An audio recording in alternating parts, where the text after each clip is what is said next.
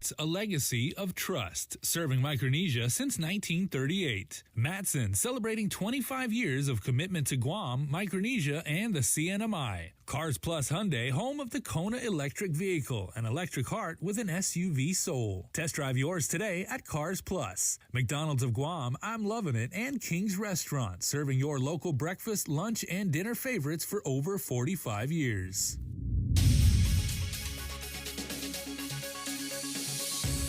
Ahead on Primetime, Tyler Mazzanani reports live from Adelup, where a ceremony recognizing the 18% raise for law enforcement just concluded.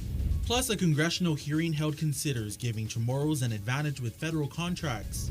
And Daniel Parrish chats with the chairman of the Governor Physicians Advisory Group and gets an update on treatments for COVID-19. Hafa and good evening, everyone. Guahusi Isaiah again, and thanks for tuning in to your news leader. A ceremony just wrapping up at Adelup as the governor and lieutenant governor, as well as law enforcement personnel, celebrate their 18% raise that went into effect today. Joining us live is KUAM's Tyler Mazzanani. Good evening, Tyler.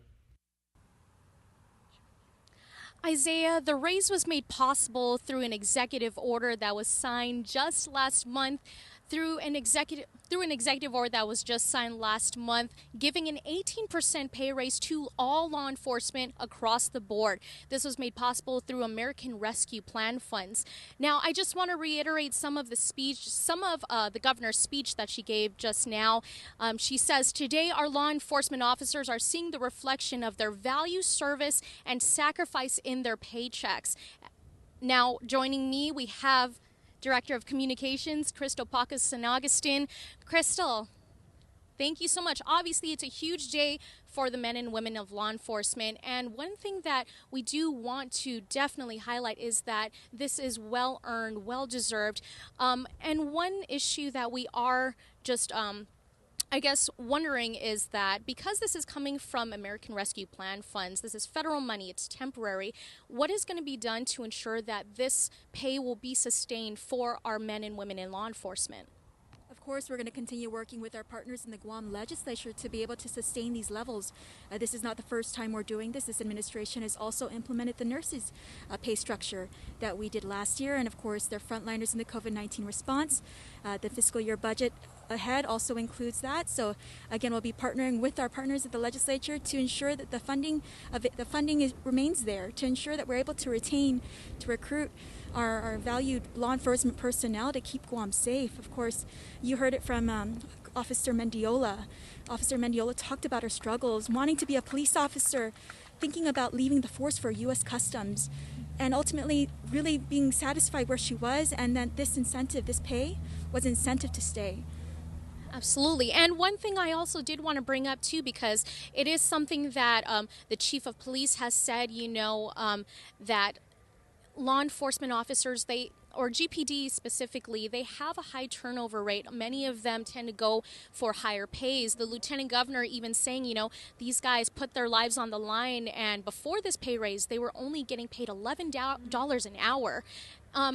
Obviously, the issue of pay has been resolved. However, there is still the pay disparity. Our GPD officers are one of the lowest paid out of all the other law enforcement officers. So what can be done to address this? Again, this is just the start of what we hope are many more, bringing parity for our law enforcement and for the rest of our workers. Of course, COVID-19 really showed us our frontliners. They were working around the clock. And again, about that recruitment, that retention, public safety. And Chief of Police didn't mention it, but there will be a GPD job fair coming up, GPD at GPO. So if you've ever been interested, maybe you're curious about what it may be like on the force, that's the time. It'll be Saturday, February 26th, I believe that's the date. It's an all-day affair at the Guam Premier Outlet. So I believe we're still ironing out those details, but we're recruiting. So if you've ever been interested in a job in law enforcement, now is the time. Thank you so much, Crystal. We'll let you get back to it. As you guys heard, again, just wrapped it up, the commemoration of an 18% pay raise to all law enforcement officers. This is, again, coming from American Rescue Plan funds. The Post Commission is supposed to be doing a study to present the legislature that will provide an equalizing pay structure. There's also a question on how do we move forward in terms of a more sustainable funding. Again, this is coming from federal funds. We're looking at how is this going to be used from local funds. This is going to be a hot topic on the legislature floor for senators when hearings and debates start on the fiscal year 2023 budget. And let's not forget, this is election season. Again, thank you so much to our law enforcement officers. Reporting live from Guam's News Network, I'm Tyler Matanani. Tyler Matanani, thank you for that live report from Hagåtña, Guam. Closing arguments are scheduled for Monday in the trial of joiner Scott Sked. Sked is one of two Humatic Mayor Daniel Sanchez. Her boyfriend Rudy Canata is being tried separately. Sked took the stand on Thursday, and based on her testimony, she said she did not kill Sanchez but insinuated that Canata was involved. Closing arguments are scheduled for Monday at 9:30 a.m. in Superior Court Judge Vern Perry's courtroom. A congressional hearing was held today on legislation that would give Native Chamorros in Guam and the CNMI a leg up on federal contracts. Just like Native Hawaiians and Alaskans, it could pave the way for local companies to effectively compete for billions of dollars in federal businesses. KUAM's Nessa Lecanto reports. Congressman Michael Nicholas authored the Native Pacific Islanders of America Equity Act. Passage of H.R. 6504, as we will hear from our witnesses today, will enable Native Chamorros, American citizens, to be rightfully included in the way all Native people should be when doing business with the federal government. This includes special set-aside contracts, training, and other direct federal assistance. Among those testifying was local businessman Robert Salas II, whose company does regular contracting with the feds. I think it would be fitting that the federal spending that's coming into the islands be used to help the Native people of Guam and the Marianas. And just like our Native brothers and sisters of Hawaii and Alaska, we are loyal, dedicated, and capable Americans striving towards our daily American dreams. We just need that opportunity to make that dream a reality. Section 8A of the Small Business Act provides that competitive edge for disadvantaged Native groups. Gaining federal recognition is most essential to extend federal contracting opportunities afforded by the SBA to Native Chamorro small businesses.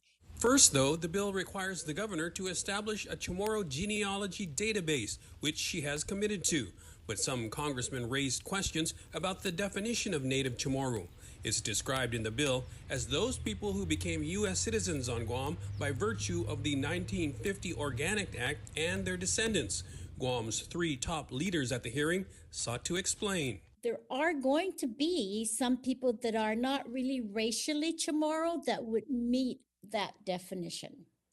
So I don't know how that plays into the SBA, but I think the way it's defined is defined in alignment with Congress' definition. There's been court cases where our use of the word Native Chamorro or Chamorro even have been challenged in court. And so we are trying to find a way, I would think, to not have any impediment put in front of these Native Chamorros to actually avail of the program. We're trying to walk that narrow path of being able to make sure that we are able to identify our Native people properly, but also within the context of what is acceptable in our judicial system within the United States. Another hurdle might be funding for a separate Chamorro registry office. The governor is seeking federal help, which Congressman Nicholas suggests is an issue that might be best saved for later. For Guam's News Network, I'm Nestor Lecanto. As for the latest with our fight against COVID-19, KUAM's Daniel Parrish checks in with the head of the Governor Physicians Advisory Group for the latest trends and treatment. We are reasonably hopeful that the trends would suggest that we'll reach a peak and start to plateau and come down within a few weeks. Very difficult to be accurate, but those who, the PAG members and the other advisors that we have from public health all feel that that's very highly likely. Whether we've reached a peak or cases are declining, one thing's for sure.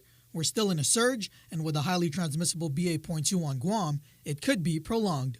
And we've discussed why the numbers continue to be high, and indeed it may be because of the variant. According to the chair of the Governor's Physicians Advisory Group, Dr. Nathaniel Berg, the real number to watch is hospitalizations. The big measure is the hospital numbers came down, and they're staying rather steady. Dr. Berg continues to urge residents to remain vigilant as the stealth variant is more transmissible than the original. He encourages residents to get tested if they start feeling symptoms and to consult with their doctors to see if they qualify for the MAB therapy or antiviral pills available.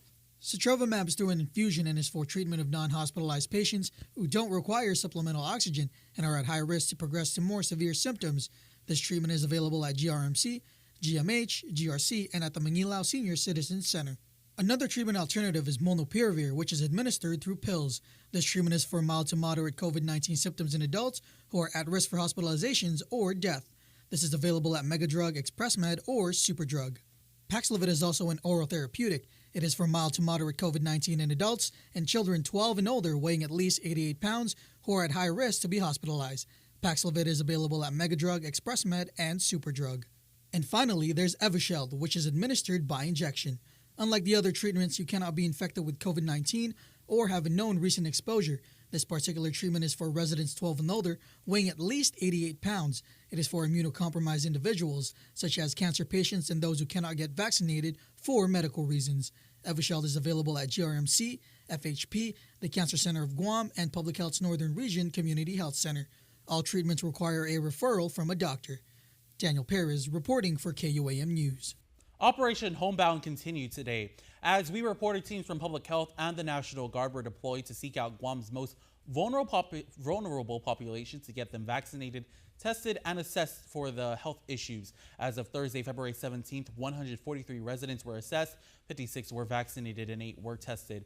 According to Guam National Guard Public Affairs Officer Captain Mark Scott, when the team tests someone and they turn up positive, they're offered to be taken to the quarantine and isolation facility if they're not able to safely isolate at home. If symptoms are displayed, they're taken for immediate medical attention. Operation Homebound continues next week. And good news for island residents. 95 tax refund checks totaling almost $691,000 have been processed and will be mailed out this week. According to Refund, tax checks are for error-free returns filed on or before January 22nd of this year. To check the status of your tax refund, log into your individual account at myguamtax.com and use the lookup status of the 1040 refund tool. Stick around for more news here on Primetime. Coming up, our Tomas Maglonia reports live from Saipan about the recent lawsuit filed by the CNMI Attorney General. Stay tuned. You're watching KUAM. Get up-to-the-minute news, plus access to alerts, streaming radio, promotions, and more on your mobile device by downloading the KUAM News mobile app, available at the App Store now. It's beautiful. It is, right, baby?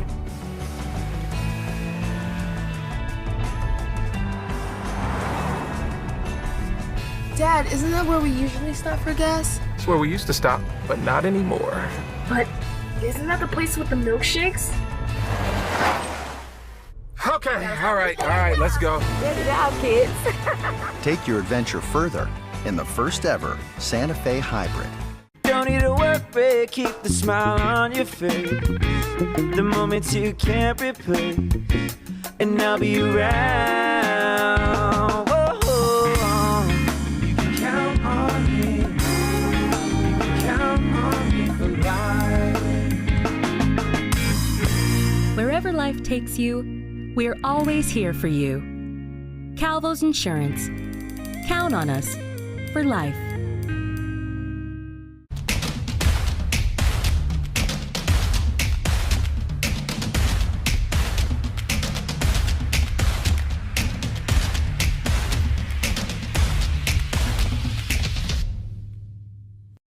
Friday. I'm the owner of Guam's largest tourist attraction group. The pandemic's been very tough for all of us, and particularly for my team members. So I'm really appreciative and grateful for the PUA assistance to our team members, and more recently, the SVOG federal grant that allowed us to reopen these facilities and re-employ everyone at a critical time when PUA ended. From myself and my team, on behalf of all of us, thank you for the federal funds that allowed us to reopen. The federal fund you provide saved many jobs. Thank you so much.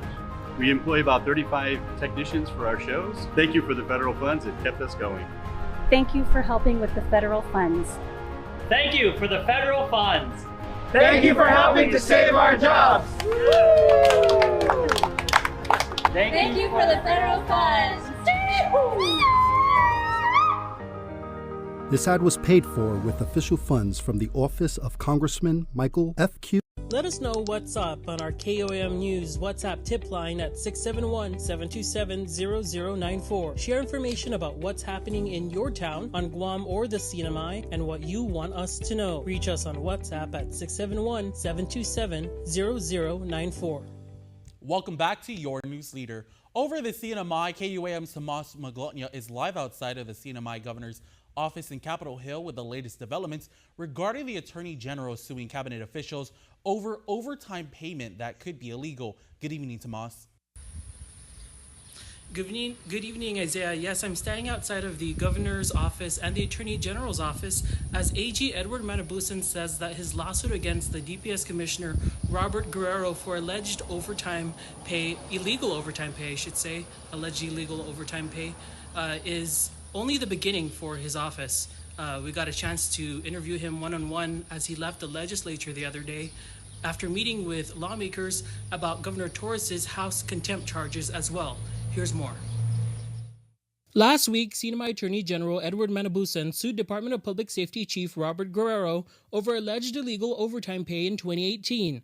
Guerrero received nearly $47,000 in addition to his $54,000 salary for his work in the 2018 Typhoon U2 disaster response. This is just beginning of a number of cases that we're reviewing and they're under consideration. So, with respect to the others, it's under consideration right now. And those are other cabinet officials as well? That's correct. The AG was not able to provide much detail, but says that there's more to investigate. There may be more to collect. We are pursuing everything that we feel it's necessary. With regards to the... regards to overtime payment. We asked CNMI Governor Ralph Torres about the issue at a press briefing on Friday. I don't know exactly who else got served or got overtime right now. I mean, I can get that information for you later on. But off the bat, I don't know the exact names or how much they got. He says the overtime payments were recommended by the Office of Management and Budget. And I asked that, can this be done? And the answer was yes. And so we move forward on it. He continues to pass the buck and says the matter is now in the hands of the legal system. The issue here was not whether they worked overtime, because they did work overtime during those disaster. The question is, should they be eligible to receive overtime? Isaiah, we also asked the Attorney General updates on two particular matters. First, the contempt charges against Governor Ralph Torres and his executive assistants, Francis de la Cruz. Those charges, of course, were made throughout the legislative hearings that led up to ultimately his impeachment in the House. The Attorney General Edward Manabusan says that as it moves forward, he's not able to provide any comment on that matter. We also asked the Attorney General if he's running for re-election. He said that he's too busy to consider that at this time. Reporting live here on Saipan, outside of the governor's office, Tomas Maglotnya for KUAM News. KUAM regional correspondent Tomas Maglotnya, thank you for that live update from Saipan.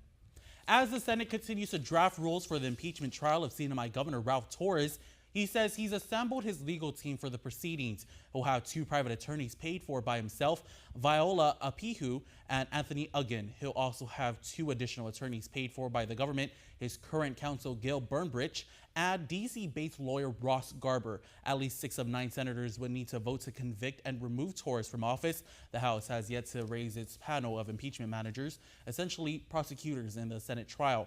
However, they have floated 6 unnamed lawmakers to take on the arguments.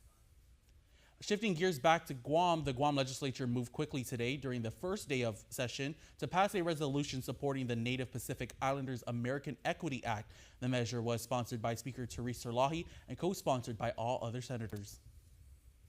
I respectfully ask my colleagues to support this resolution to show Congress our united support for the passage of 6504 and the benefits that it will bring to Native Chamorro businesses, that it will entice more businesses to join this program, especially with the technical expertise that they will be receiving from Small Business Association, and that the nonprofit that will be allowed to form under this program will bring direct benefits to the Native Chamorro community of Guam. During the congressional hearing, the governor said she wanted some $1.5 million to $2 million in federal money to stand up a Chamorro lineage registry office, but Minority Leader Chris Duenas said asking Washington for more money might delay passage, or worse. He offered an amendment to make it clear that KUAM would not seek federal money. Folks at the governor's office, Reverend Tax, throughout the government, that would stand up to the challenge of having to maintain that registry and to know the processes, working with the Small Business Administration as well as other offices, to see to it that we have this opportunity, that the government of Guam makes sure it does everything that it can to make sure that these opportunities exist, and not ask the federal government for additional resources for. The resolution will be sent to Congressman Michael San Nicolas for inclusion in the official testimony for his bill. Up next on your news leader is Dave Delgado. The first Donna Friday at Governor Joseph Flores Memorial Park at Ipao Beach takes place tonight, and details to a Saturday medical outreach for the island's Manumku. Keep it here to KUAM.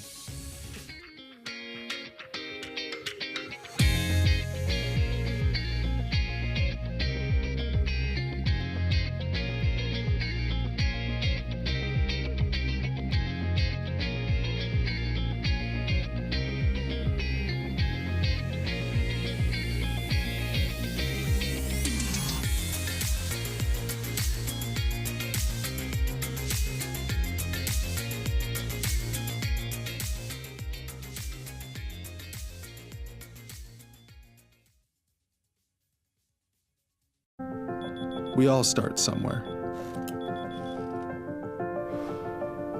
We start with the day. We start with him. We start with family. We start with a lesson. And the perfect wave. We start here and here. We start at your office and your home. We start with the connections that matter the most, the ones that move us, change us, inspire us. In an ever-expanding world, personal connections are what tie everything together, what ties us together. We all start somewhere. At GTA, we start with you. I didn't get screened because I was just afraid of it. I procrastinated. I didn't have any symptoms. I didn't have insurance. I didn't want to know. There were several services that was available to me. I got a mammogram. Colonoscopy. I know in my heart that early detection saved my life. And I just tell people all the time, please go get screened. KUAM Sports is brought to you by Docomo Pacific. Better together.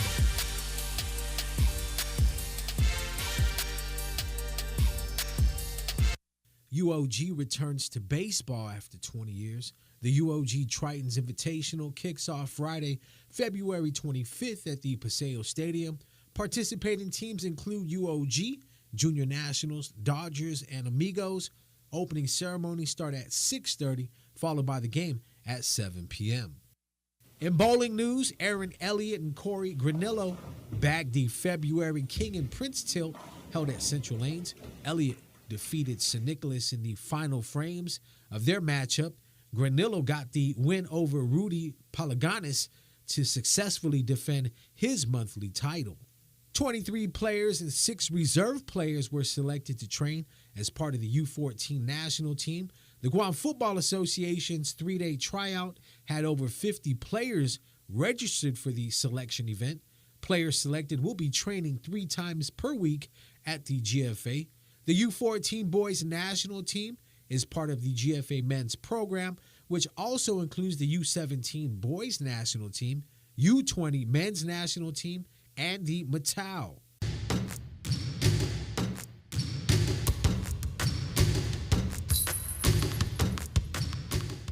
A little 5-on-5 pickup game at Paseo. Bert Arulong with the street ball move on the defender. Credit's good for Arulong, cashing in for the three-piece. Buckets on me. Game time. Appreciate you, bruh. JFK's Hannah Gogui hitting the deep ball against Ukudu. Gogui finished the game with 9 points for the Islanders. Hannah outrunning on the break, assisted by teammate Jody Halihali. Jada Han led JFK with 14 points. Han with the position down low gets the rebound and takes it right up for the short jumper. Han hit 2 crucial free throws with the game on the line. She was clutch as the Islanders won 44-43. Micro Friends player and three-point shooter Tommy Apitu spots up and hits the deep ball. Swigga! Apitu with the three-piece. Big man Lawrence Tisalona helped Micro Friends win the Love and Basketball Tournament with his dominant play inside the paint. Tisalona was cleaning up around the boards all game. Baskets good and one. Don't forget to send us your best shots. DM our KUAM News on Instagram or hit me up at sho@kuam.com. KUAM Sports is brought to you by Docomo Pacific. Better together.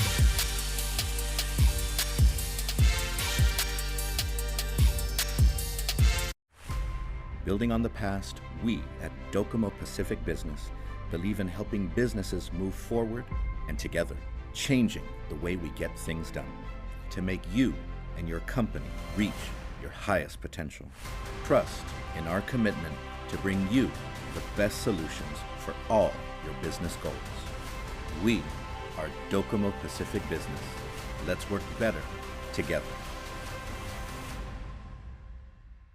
Guam's auto appearance specialist, Elegant Reflections, has been providing the automotive industry with professional detailing and car care products at its highest quality, from complete detailing, full interior detailing, exterior detailing, headlamp restoration, hand washing, seat and carpet shampoo, engine degreasing, undercarriage cleaning, paint sealant, fabric protection, paint oxidation removal, and so much more. Visit us at our new location. Call 646-5555 for an appointment. Elegant Reflections, Guam's auto appearance specialist, over 20 years of experience.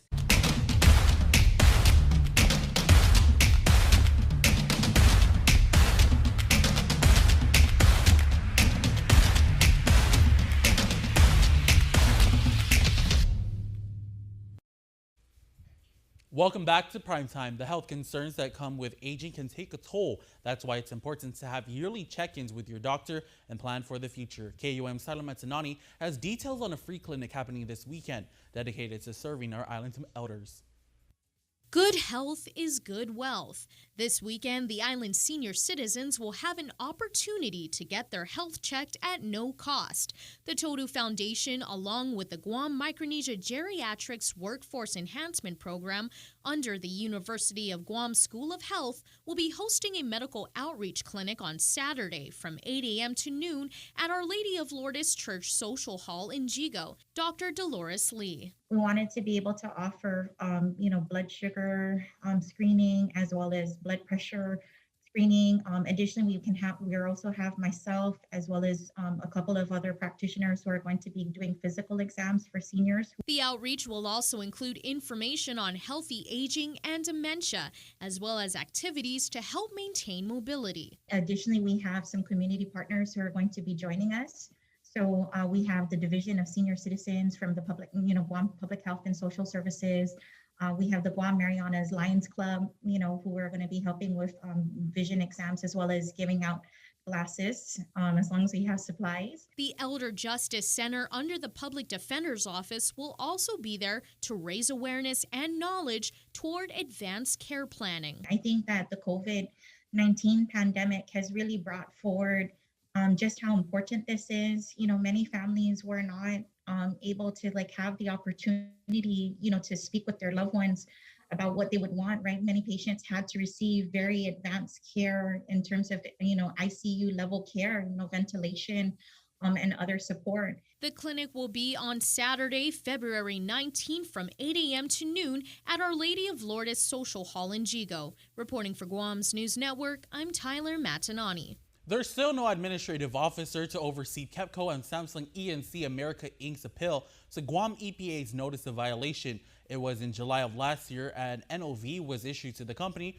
for failing to implement their erosion and sediment control plan. As a result, stormwater runoff not only flowed into adjacent properties, but it left one of Guam's prized freshwater sites, Marble Cave, a mud pit. Samsung has been waiting since August of last year for a hearing to be held in their appeal. In the meantime, Guam EPA spokesperson Nick Lee informed KUAM News that they've granted a 1-week extension for the hydrological study that was ordered by the GEPA.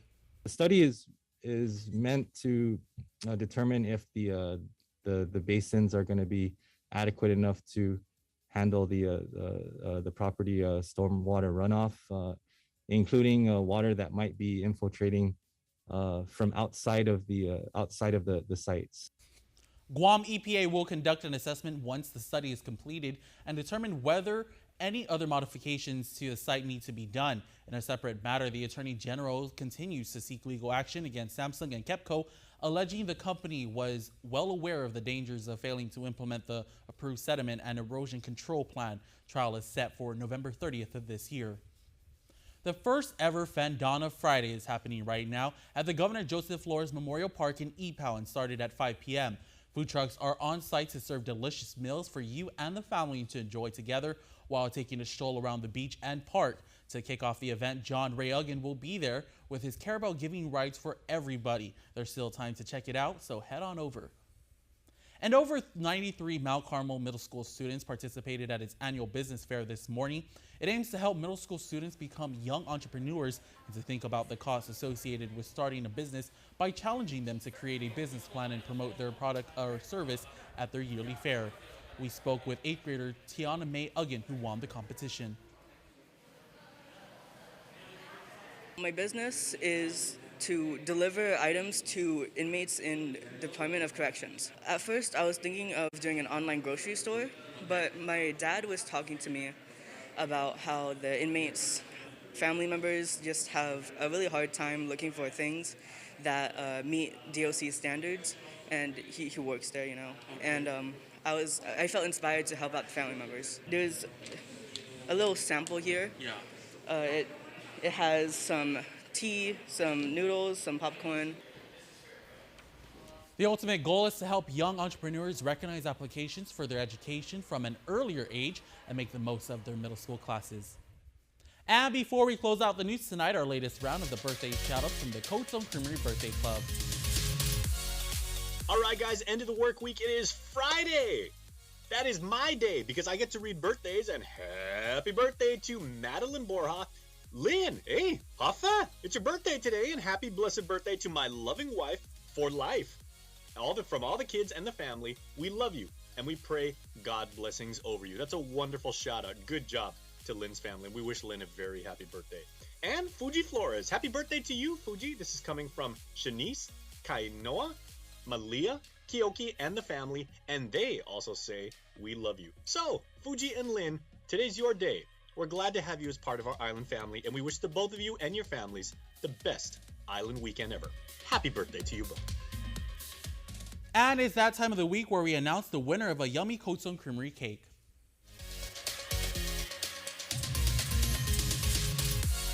February the 16th was a very good day because that was, among other things, Anthony Augustine's birthday. And Anthony is this week's winner of a yummy Cold Stone Creamery ice cream cake. So, Anthony, happy extended birthday again. Happy extended birthday. Once again, you are this week's winner, and we'll let you know. We'll be in contact, we'll reach out, we'll connect with you. Somehow, we'll let you know how you can pick up your prize. Congratulations, Anthony, and happy birthday once again. Remember, you can be a part of the Cold Stone Creamery Birthday Club by registering online at KUAM.com. That's going to do it for us on Primetime this Friday evening.